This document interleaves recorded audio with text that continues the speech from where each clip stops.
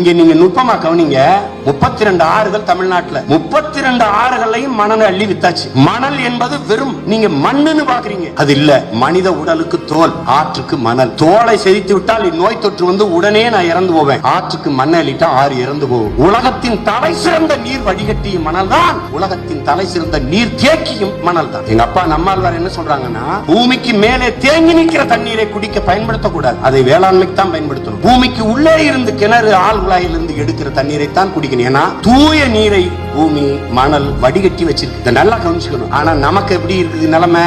மோசமாக நீதியலால் கட்டமைக்கப்பட்டிருக்கு. Coca Cola காரன் தானா நிலத்தடி நீரை உறிஞ்சிக்க, தாமிரபரணியில உறிஞ்சிக்க, பெப்சியா உறிஞ்சிக்க, யார் நீ அக்வாஃபனாவா உறிஞ்சி வித்துக்க, நீ யார் கிண்லையாடா உறிஞ்சி வித்துக்க. எல்லாரும் மக்களுக்கு தண்ணிங்க கடல் நீரை சுத்திகரிச்சு உனக்கு கொடுக்குறேன். நான் என்ன கேட்கிறேன், ஏன் இந்த முதலாளிகளை நீ கடல் நீரை சுத்திகரிச்சு வித்துக்கிறான்னு சொல்ல வேண்டியதானே? நீ அதையும் செய்யல.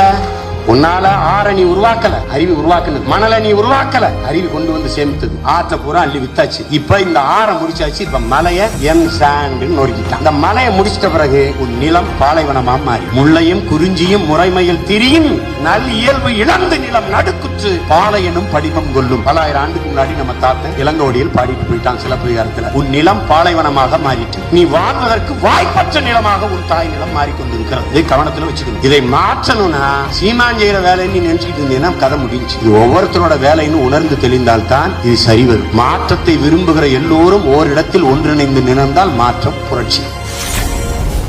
உன் நாடு சுடுகாடாக மாறிக்கொண்டிருக்கிறது என்பதை நீ புரிந்து கொள்ளணும். ஒரு நாள் வந்து அண்ணே தண்ணி இல்லனே, அண்ணே காடு இல்ல, அண்ணே ஒண்ணும் இல்லனே, சோறு இல்லனே, நீர் இல்லைன்னும் போது நீ என்னை தேடுவ. நான் உன் பக்கத்துல வந்து உன்னோட தான் அழுதுகிட்டு இருப்பேனே ஒழிய என்னாலே ஒன்னும் செய்ய முடியாது.